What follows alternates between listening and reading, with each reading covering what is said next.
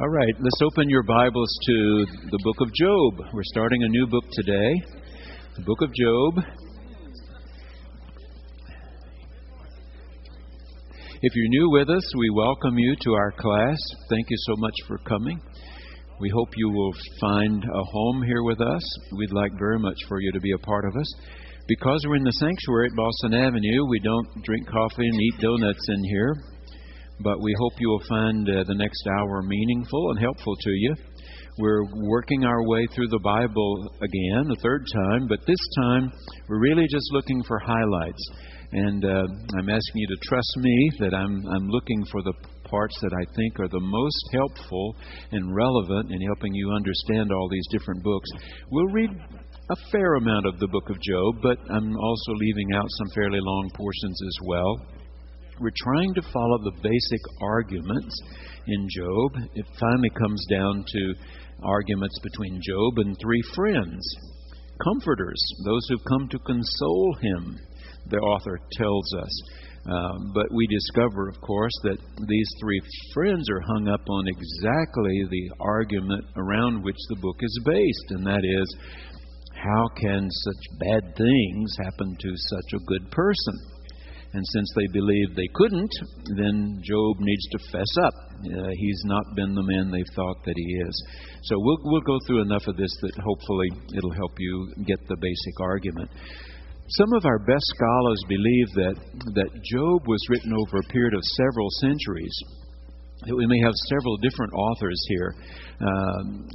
Each new generation sort of taking a stab at this age-old question, why bad things happen to good people, and that the arguments change, that we may have one author, whose name we do not know, writing the first dialogues between Job and his friends, and then the next time we get to that first friend again, we may have a different author, and when we get to that first friend again, we may have another author.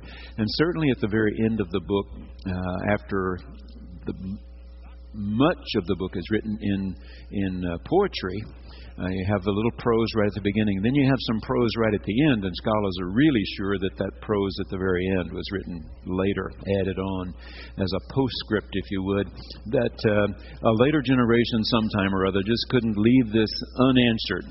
So they restore everything that Job lost. I mean, the children that died, of course, are not restored, but there are more children, and the animals that are killed, there are more animals. We'll come to that later, and I'll deal with that when we get there. Let's pray before we start. God, this all-important book of yours is sometimes easy for us and often difficult for us, and certainly the book of Job is one of those more difficult parts.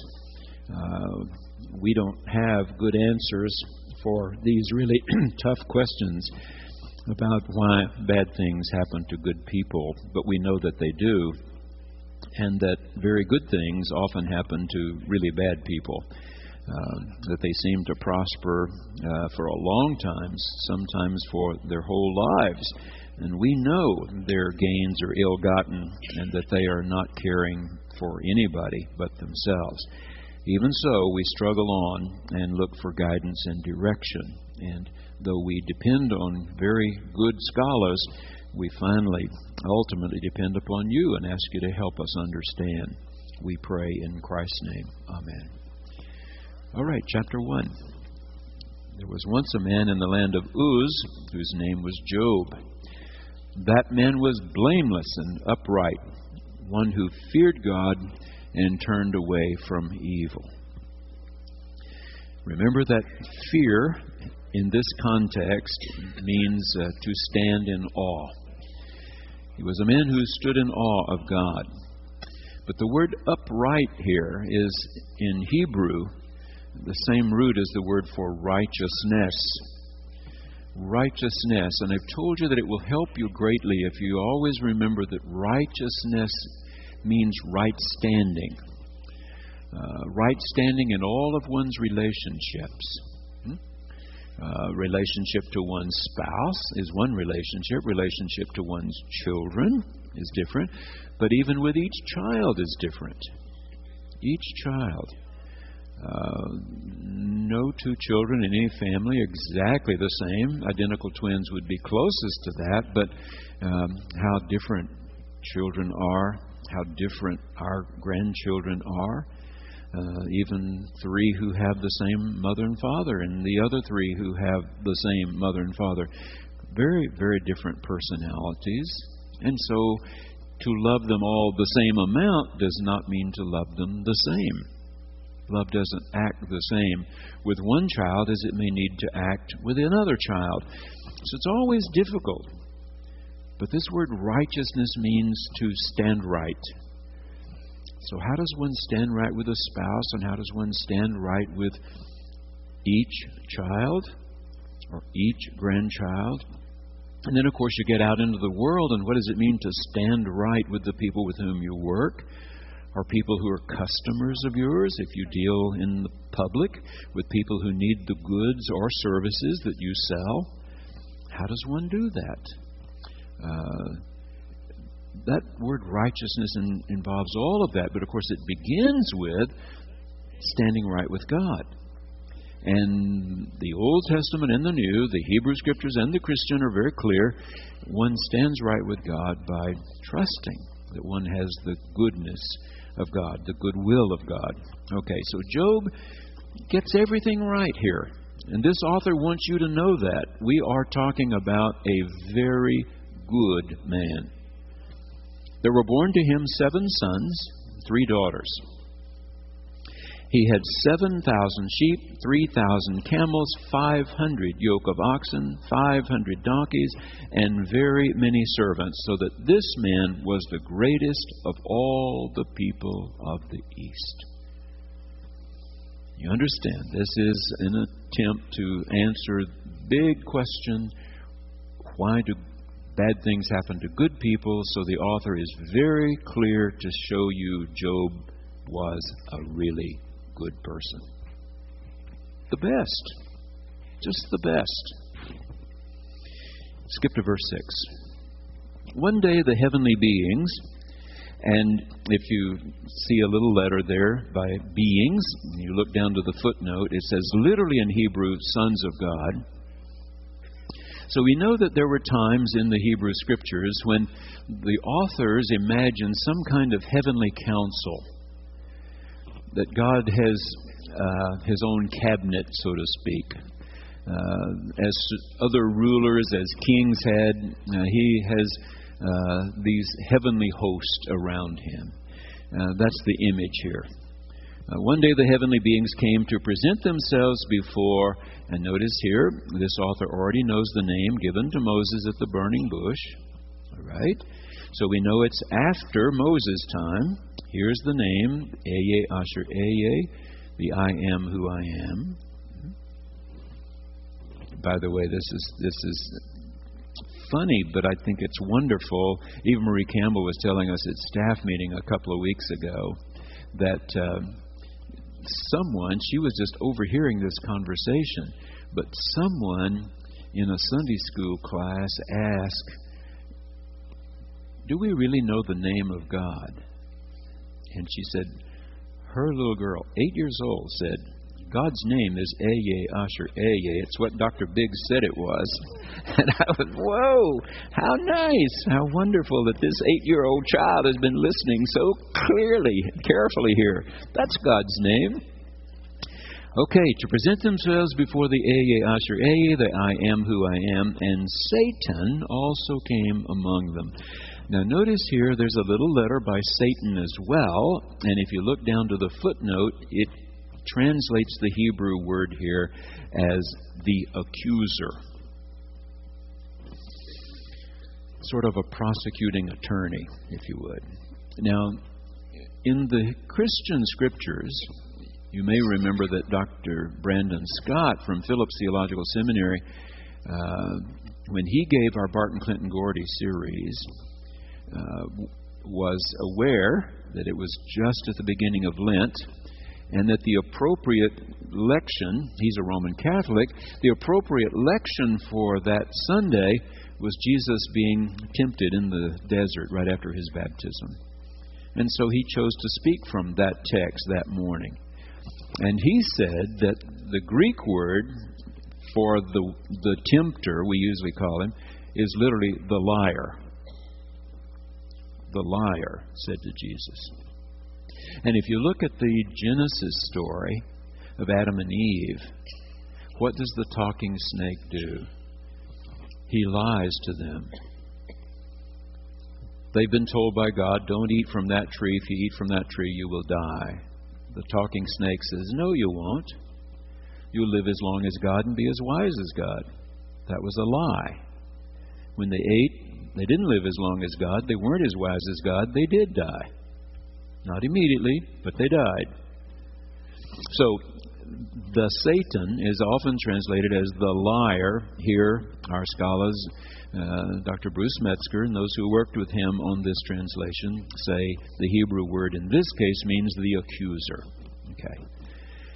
So Yahweh said to the accuser, where have you come from?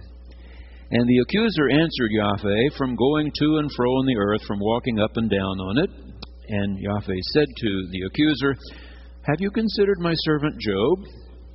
There's no one like him on the earth, a blameless and upright or righteous man, who stands in awe of Elohim and turns away from evil. Now notice here the turns away. I've told you that's a very important word in Hebrew, sub. It's the word we often translate as repentance, which I've told you in Hebrew does not just mean being sorry, but it means being willing to be turned and sent in a right direction. To be turned. It can mean turn or even return. In this case, return to the one who created you. Focus once more on the one who created you and what he wants of you. So Job is one who is constantly turning away from evil and right back to God, which is the way all people are supposed to do it. He's a really good man. The accuser answered, Yahweh, does Job stand in awe of Elohim for nothing?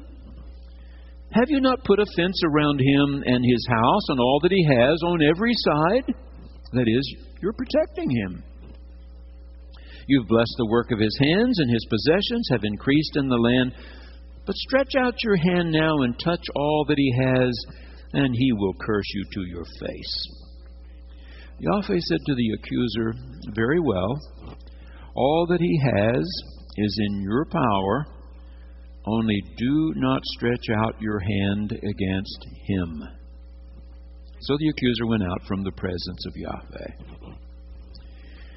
And then all these calamities begin.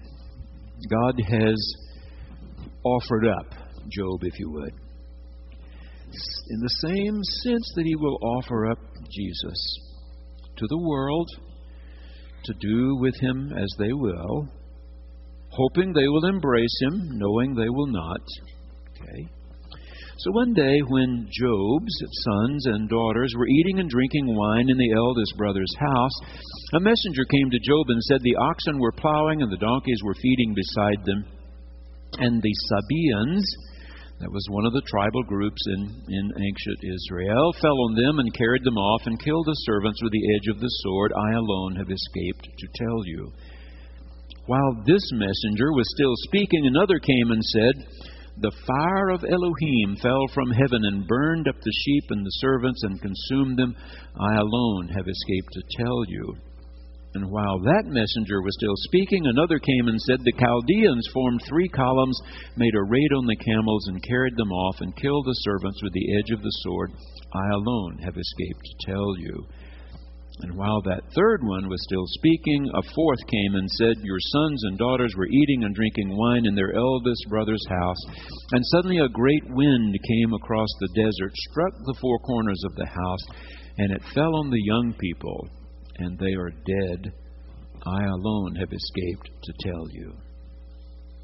So with 4 messengers, everything Job has is taken away.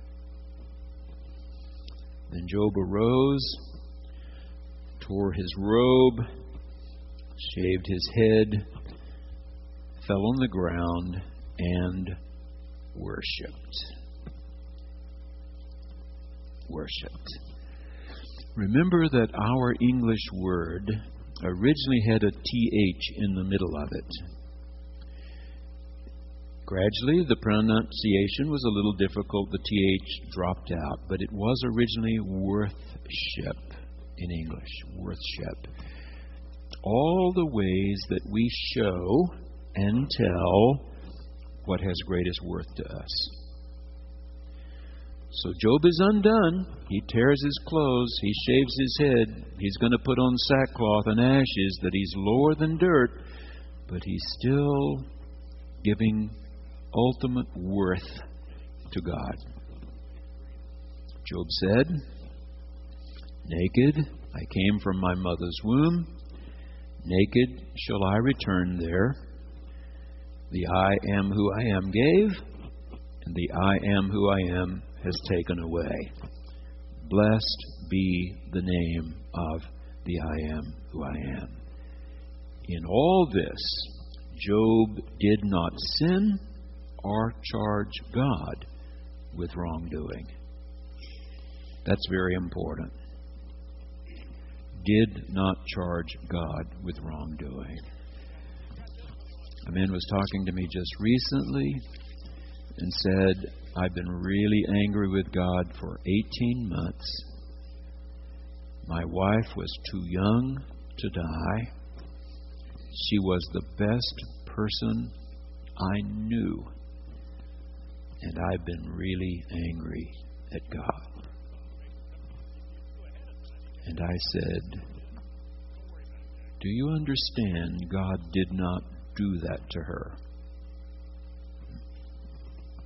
I think that's the most important thing. Job is not saying, he seems to in the verse just ahead, and then immediately says he didn't blame God for all that was happening to him. Did not blame God. Our understanding, and we'll talk about this because I'm not going to wait till we get through the 40th chapter and then tell you, our understanding is that when we grieve, God grieves with us. God always wants good to come to every child He has. Okay, chapter 2. One day the heavenly beings came to present themselves before Yahweh, this council, this cabinet of His, if you would. And the accuser also came among them to present himself before Yahweh. Yahweh said to the accuser, "Where have you come from?" And he answered Yahweh, "From going to and fro on the earth, from walking up and down on it." And Yahweh said to the accuser, "Have you considered my servant Job? There's no one like him on the earth, a blameless and righteous man who stands in awe of Elohim and turns away from evil." He's still described exactly as he was, you see, in chapter 1. He still persists in his integrity. Look at the word integrity. Those of you linguists who enjoy words and their meanings. Okay. I said I had Latin in college. I had German. I had Greek. And words are important to me. Integrity comes from the same root as integer. A whole number. Okay? A whole number. Integrity is about being whole, true. Jesus would talk about, focusing with one eye, aiming at one thing, not shooting a shotgun, but a rifle. Totally focused. Jesus didn't talk about shotguns and rifles, of course. I sort of strung that together. For you and me, a singular focus, not a shotgun approach, but a singular focus on the ways of God. Although you, accuser, incited me against him to destroy him for no reason. In other words, Job does not deserve what's happened to him. God's clear about that. When the consolers get there, they're not so sure, but God is sure. Job has not brought this upon himself. There is nothing he has done that caused all these terrible things. Then the accuser answered Yahweh, "Skin for skin. All that people have, they will give to save their lives. Stretch out your hand now, touch his bone and his flesh, and he will curse you to his face." In other words, you've You've let me, the accuser says, take everything that belonged to him, both children and all properties, but you haven't really struck Job himself, or let me strike him. So Yahweh said to this accuser, very well, he is in your power, only spare his life. Don't kill him. Let's see how this plays out. I offer him up to you. So the accuser went out from the presence of Yahweh and inflicted loathsome sores on Job from the sole of his foot to the crown of his head. Job took a potsherd, piece of broken pottery, with which to scrape himself. It itched so badly, and he sat among the ashes. His wife said to him, John, this is where you need a good supporting spouse, you see. It's not what he gets, of course. It's not what he gets. His wife said to him, do you still persist in your integrity, this oneness of your focus, that you are still a person who's really put together here, Job? You insist on that curse, Elohim, and die. But he said to her, you speak as any foolish woman would speak. Shall we receive good at the hand of God and not receive the bad? In all this, Job did not sin with his lips. He never said anything against God. Now, here again, you and I, living on this side of Jesus, this author didn't live on this side of Jesus, I would have trouble with the next or the last sentence there. And that is his statement about and not receive bad from God's hand. I don't believe we do receive bad from God's hand. We receive bad things, but I don't believe God sends them. I believe God allows them, which is a different thing. This world chugs along, spewing out venom and hatred. We have sickness and death. I understand that. I'm around it every week with people whom I love and care for deeply. I know how bad that is. We bury 2 members of Boston Avenue Church every week on average. I'm at the cemetery, Dr. Tankersley and I, far more than any of you. I know how tough it is. But I don't believe God causes it. I believe God allows it. I think that's 2 very different things. Anyway, now when Job's 3 friends heard of all these troubles that had come upon him, each of them set out from his home, Eliphaz, Bildad, Zophar. They met together to go and console and comfort him. When they saw him from a distance, they did not recognize him. They raised their voices and wept aloud. Now, I want you to note that in the beginning, they are exactly what Job needs them to be. Listen to these next few sentences. They are exactly what he needs them to be in the beginning. They raised their voices and wept aloud. They tore their robes. They're undone by this. Threw dust in the air above their heads. They're feeling lower than dirt with him. And notice here, they sat with him on the ground 7 days and 7 nights, and no one spoke a word to him, for they saw that his suffering was very great. They did not offer him easy answers. People say to me, I want to go see her. I want to go see him. I don't know what to say. There's so many times when you don't need to say a word. You just need to be there. Dr. Reinhold Niebuhr, one of the really great professors of the 20th century, taught at Union Theological Seminary after he and his family escaped from Germany. Came to this country. They were not Jews. They were Christians, but they were nonetheless opposed to the Nazis, opposed to Hitler, and could have ended up where Dietrich Bonhoeffer and others did had they stayed in Germany. They came to this country and ended up, both Reinhold and Richard, his nephew, both teaching at Union Theological Seminary, New York City. Elizabeth Sherrill, you've heard me quote her stories. I love Elizabeth Sherrill's writings. She's in her late 80s now, still doing wonderful devotional writing. She and her husband, John, as well. But Elizabeth's father was a professor. And she describes when her father died. And she and her mother were there alone in this apartment in New York City. Early in the morning, knock at the door. And Reinhold Neighbor was standing there. And she said, "Oh, yes," in her heart, "Oh, yes, he will tell us the things we need to know." And she said he gave her mother a little hug. And then he sat down in a chair. And she said, "Mother and I sat down facing him." And he just sat there and sat there. 30 minutes. And then he stood up and walked across the room and gave my mother and me a little hug and left.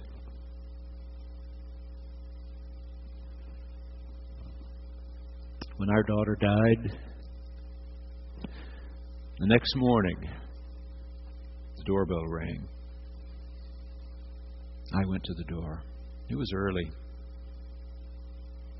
There stood one of our cardiovascular surgeons from our church. I opened the door. He just threw his arms around me. And he squeezed me. You know, one of those where you can feel each other's heartbeat. It seemed he held me 2 or 3 minutes. And then he released his grip. He went, got in his car, and drove away. He didn't say a word. I haven't forgotten it. I haven't forgotten it. How helpful it was, how much it meant. These friends do the right thing at first. The right thing. They pose no answers.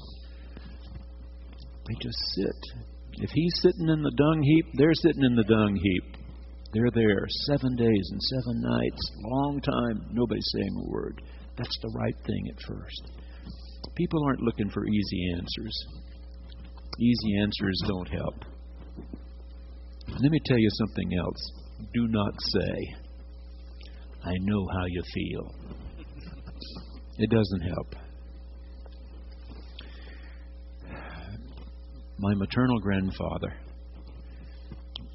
was crossing a busy Highway 59. It's the major highway that runs from Texarkana to Houston. Lots of traffic. Have been for years and years and years. And he was getting along in years. Had been fishing with one of his buddies. And this guy, instead of pulling into the driveway across the road, he just pulled up beside the road and my granddad got out. And my grandmother was on the front porch and he holds up the fish, starts across the road, and is hit by a car. I was 9 years old. But I remember my mother saying, sometime later, person after person came and said to her, "I know how you feel." And she said, deep inside, I wanted to say, "How could you? How could you know how I feel?" So you know what I often say? To be very clear about that, I cannot imagine what you must be going through right now. I cannot imagine what you must be feeling right now. Nobody knows what he's feeling, what she's feeling exactly. Even if we've had death, even if it's been very close, even if it's been real, even if it's been a similar kind of tragedy, one person does not know how the other is feeling. He or she gets to decide how he or she's feeling. So we have to be really careful.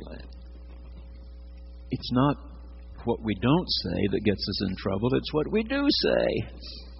If you don't know what to say, just give a hug and sit down or go away. Give a hug and go away. You don't have to say anything. After this, Job opened his mouth and cursed the day of his birth. Now, it doesn't say he cursed God. Notice, it doesn't say he cursed God. Nope. He's sorry he was born. He's hurting so badly at this point. Skip down with me to verse 11. We won't read all this. Verse 11. Why did I not die at birth? Come forth from the womb and expire. Verse 13. Now I would be lying down and quiet. I would be asleep. Then I would be at rest. In other words, he's simply saying to his three friends, this hurts so badly. It hurts so bad deep in my heart that it's right now eclipsed all the joy I've ever known in my life. I'd rather just have died at the moment of my birth. Verse 16. Why was I not buried like a stillborn child, like an infant that never sees the light? Now that's really the import of the third chapter, I think. I think that sums it up, so let's go into chapter 4. One of the friends finally decides to speak. Eliphaz answered, if one ventures a word with you, will you be offended? Who can keep from speaking? See, you have instructed many. You've strengthened the weak hands. Your words have supported those who were stumbling, and you've made firm the feeble knees. But now it's come to you, and you're impatient. Notice here, how many times have you heard people talk about the patience of Job? He was not patient. And this friend points that out right off. You've consoled others, you've comforted others, you've been there for others, and now, Job, it's come to you, and you're impatient. It touches you, and you are dismayed. Is not your standing awe of God your confidence, and the integrity of your ways your hope? Now, those are wonderful statements. That's very good. Look at the word confidence. The word confidence in English comes from the same root word as convict. Did you know that? It does. In German, V's and F's are pronounced differently from the way we do them in English. The W has the V sound, and the V has an F sound. That little beetle was called the Volkswagen.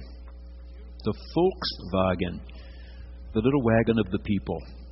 Hitler proposed that everybody who lived in Germany would have a car. Design one that we can have for everybody in Germany. The wagon of the people, the Volkswagen. Okay, the point here is that the word convict also is the root for conviction, and it's also the root for confidence. In other words, what is your belief that restrains you and gives you confidence? Convictions should give you confidence. Integrity, again, means that wholeness. There's an expression now, getting yourself together here. The wholeness of your ways should be your hope, Job. Skip down with me to verse 17. We won't read all of his argument.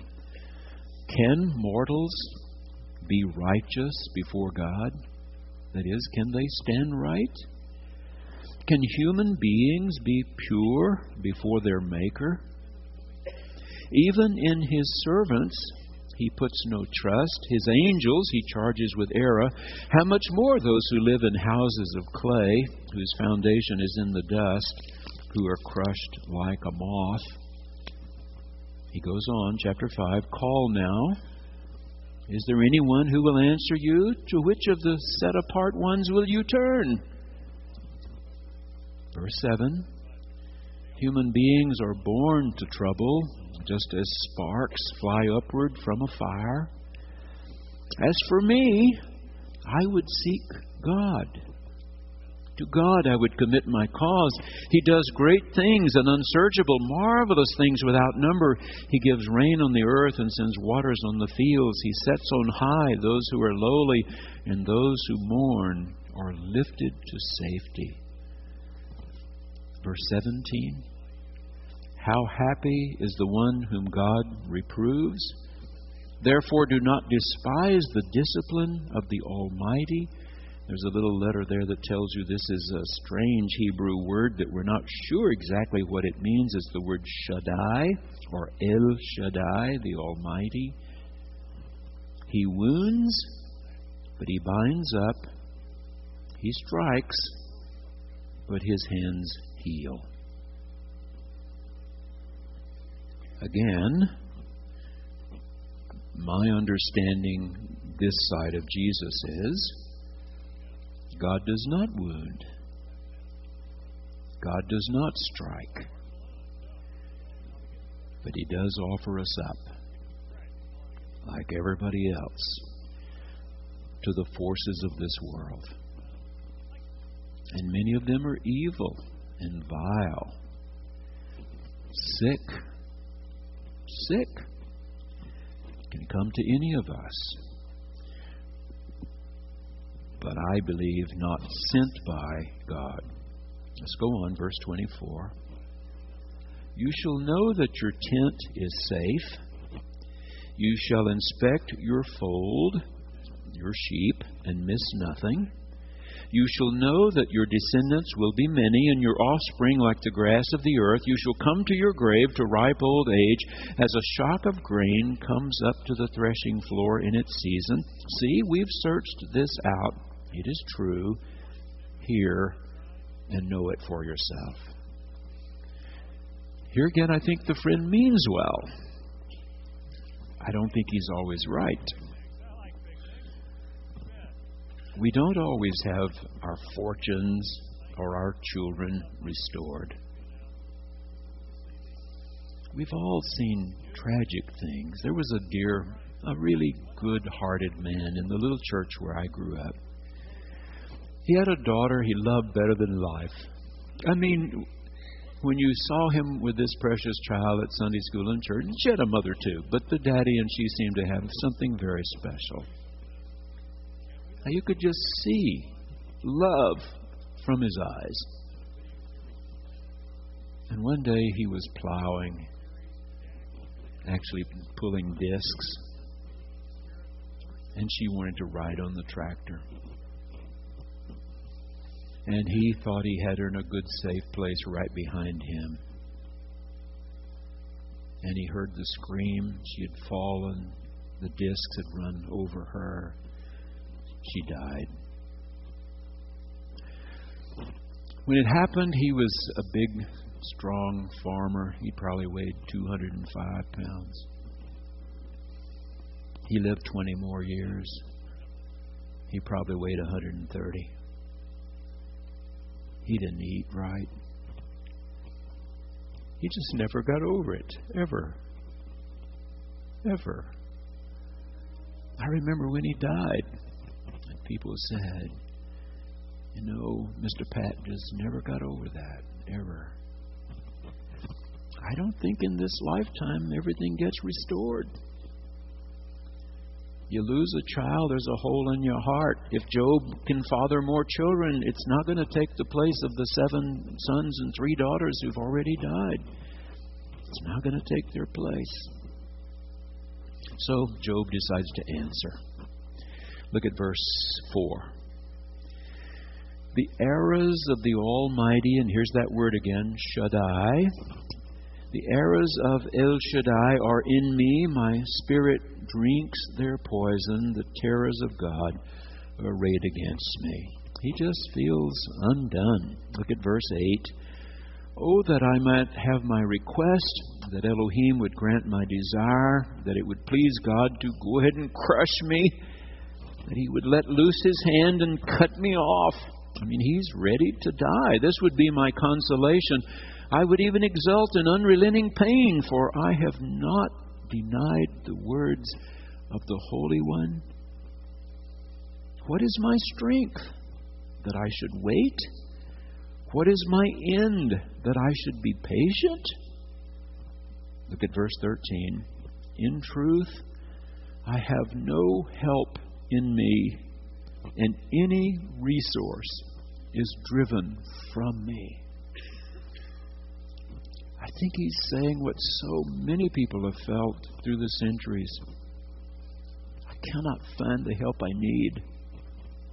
Not right now. I cannot find the help I need. Verse 24.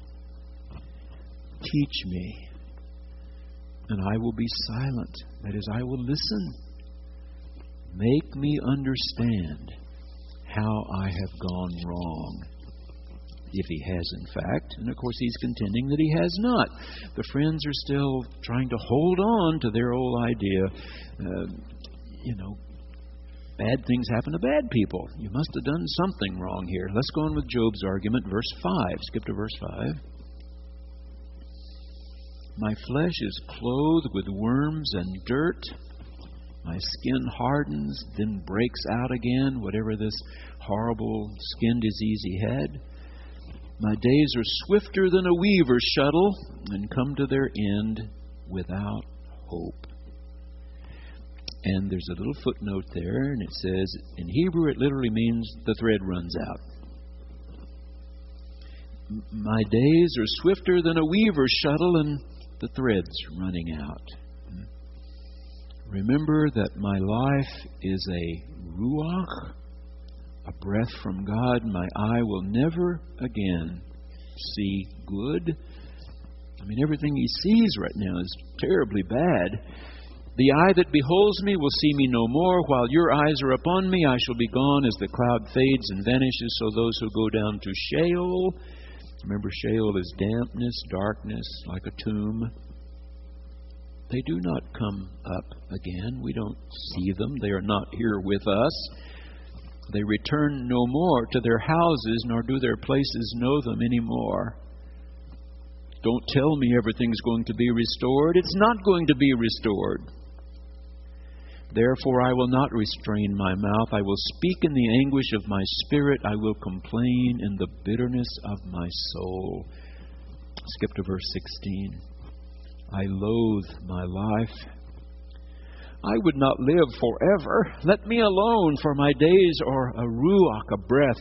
What are human beings that you make so much of them, that you set your mind on them, visit them every morning, test them every moment? Verse 20, if I sin, what do I do to you, you watcher of humanity? Why have you made me your target? Why have I become a burden to you? Why do you not pardon my transgression and take away my iniquity? Job doesn't have the answers he's looking for. So friend number 2 decides to give them to him. Chapter 8. Bildad answered him, how long will you say these things? The words of your mouth be a great wind. Does Elohim pervert justice? Does El Shaddai pervert what is right, is what it literally means here. The translators are trying to maintain the poetic rhythm, but it makes it not quite as easily understood by us. If your children sinned against him, he delivered them into the power of their transgression. If you will seek Elohim and make supplication to El Shaddai, if you are pure and righteous, surely then he will rouse himself for you and restore to you your rightful place. So in effect, what is he saying? Come on, Job, fess up. You must have done something wrong. It cannot be this bad, and you cannot be hurting this bad unless you did something. Fess up. Skip to verse 11. This is still the argument of Bildad. Can papyrus grow where there is no marsh? Remember, it was a cane-like plant with a soft, pulpy inner part of the cane that could be flattened and made into writing material. It grew in a marsh. So can you have papyrus where there's no marsh? Can reeds flourish where there is no water? While yet in flower and not cut down, they wither before any other plant. Such are the paths of all who forget Elohim. The hope of the godless shall perish. Their confidence is gossamer, a spider's house, their trust. If one leans against its house, it will not stand. If one lays hold of it, it will not endure. Skip to verse 20. See, God will not reject a blameless person, nor take the hand of evildoers. He will yet fill your mouth with laughter and your lips with shouts of joy. God does not pervert justice. So, if what's happened to you is unfair, Job, then surely restitution is in order. God will give it all back to you. That's the argument, see. So these are perhaps several different authors giving their take on this question of good and evil, why bad things happen to good people. Let's go to chapter 9. Job gets another turn. Indeed, I know that this is so. But how can a mortal be just before Elohim? Now, he has been contending that he's done nothing wrong. But he sees this carnage that's befallen his life. And now he wonders, can anybody do it right all the time? Can anybody get it right all the time? Verse 11. Look, he passes by me. I do not see him.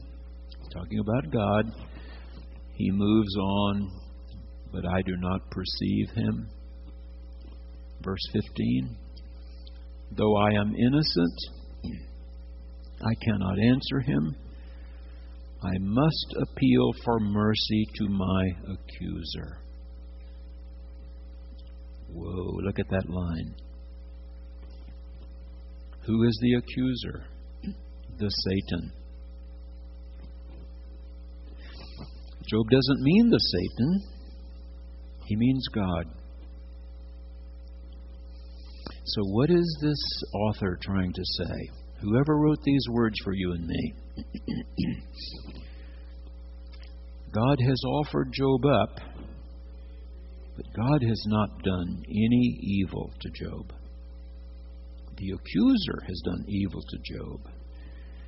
And Job is now seeing what's happened to him and imagining that the accuser is God.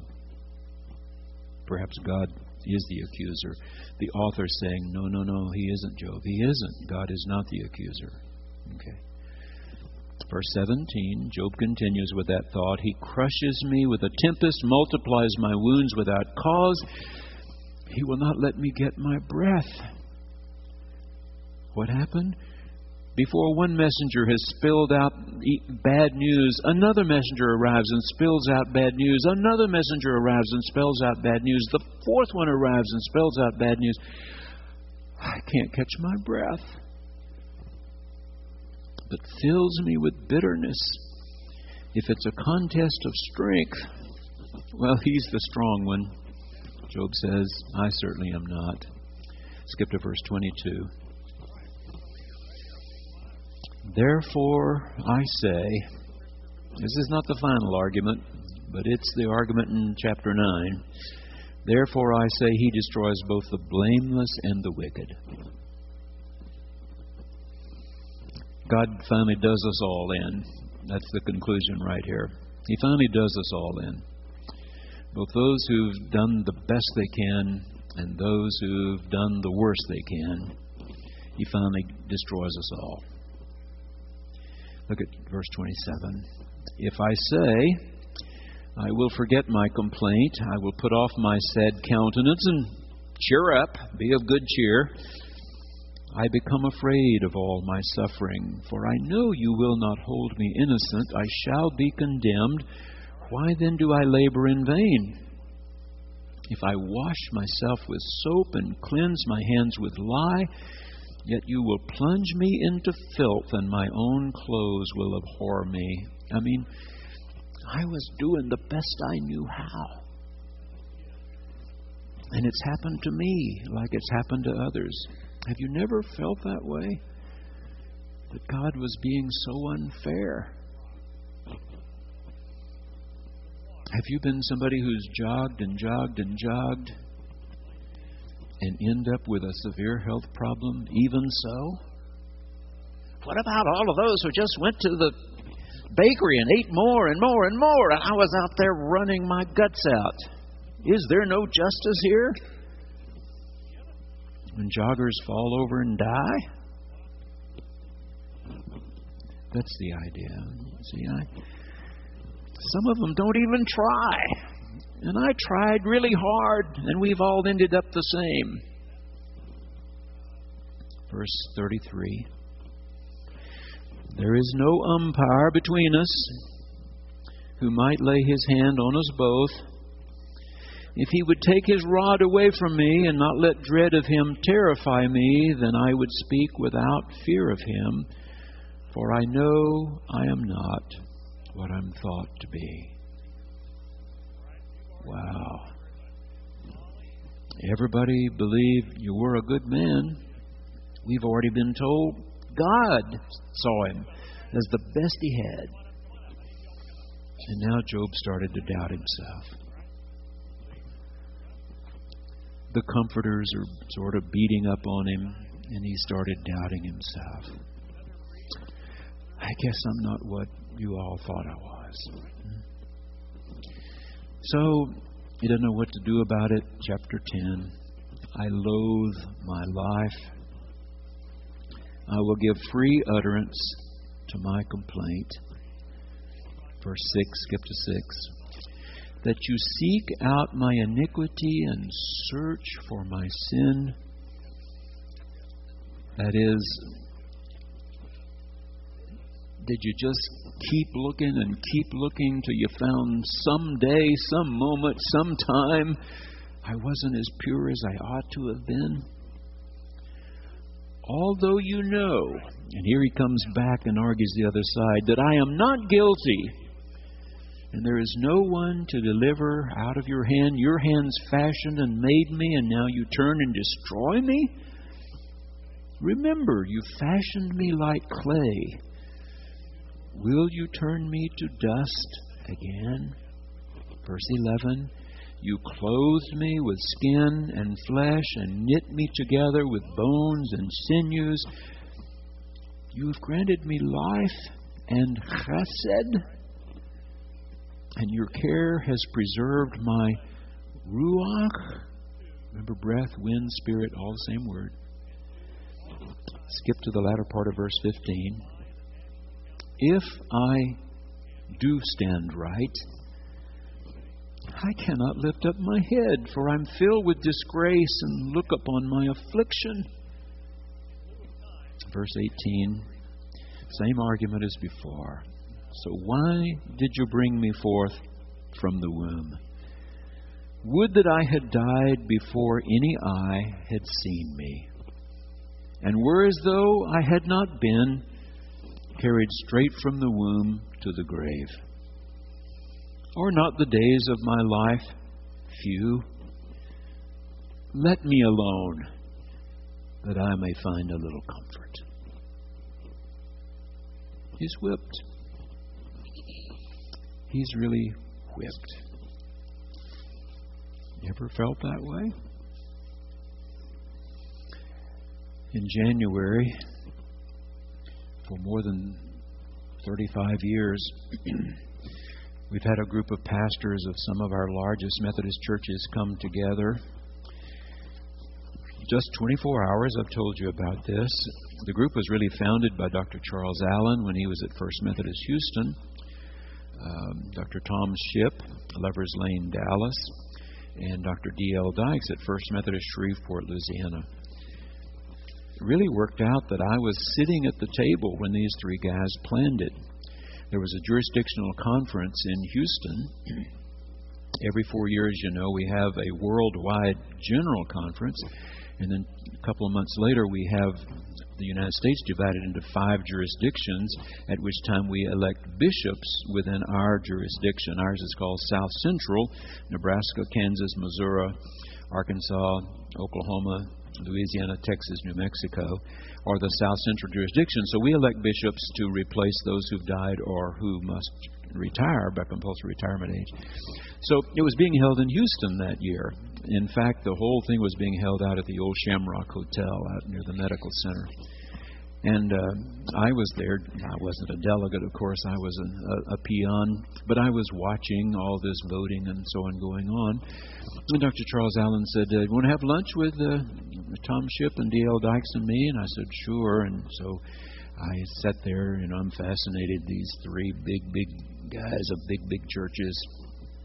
And they started saying to each other, we don't get together often enough. We see each other every 4 years at this conference, and that's really about it. Why don't we get together more often? And they decided, well, once a year. Well, how long? And finally they decided, well, let's do something that's realistic. 24 hours. We'll all fly in noon one day and fly out at noon the next day, and we'll work as far into the night as everybody wants to work. What'll be the agenda? Well, I don't know. We'll make one when we get there. We'll decide what we want to talk about.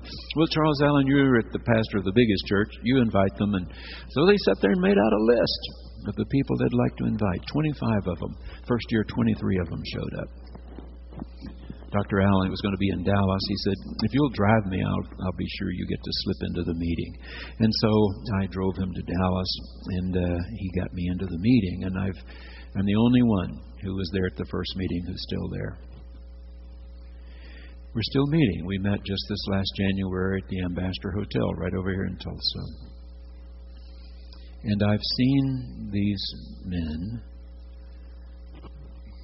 when they're really beaten. The first time they went around the table and shared their hurts and aches, every one of them had one. Every one of them. And at that point, everything was going wonderfully well for me. And when I got home, I said to Gail, "I'm scared to death." She said, "Why?" I said, "If it could happen to 23 of them, it can happen to me. It can happen to me." That just doing the right thing is no guarantee you will not have a heartbreaking experience. When people would say kind things about my preaching in Houston, Dr. Charles Allen told me that he would say to them, "Well, we'll know how good he is the first time his heart's been broken." I didn't want to hear that. He said, Hemingway said, "You never know how good a matador is till he's been on the horns of a bull." First time a matador's on the horns of the bull, the next time out, you'll know how good that matador is. When someone's heart has been broken, then you'll know how capable that person is after.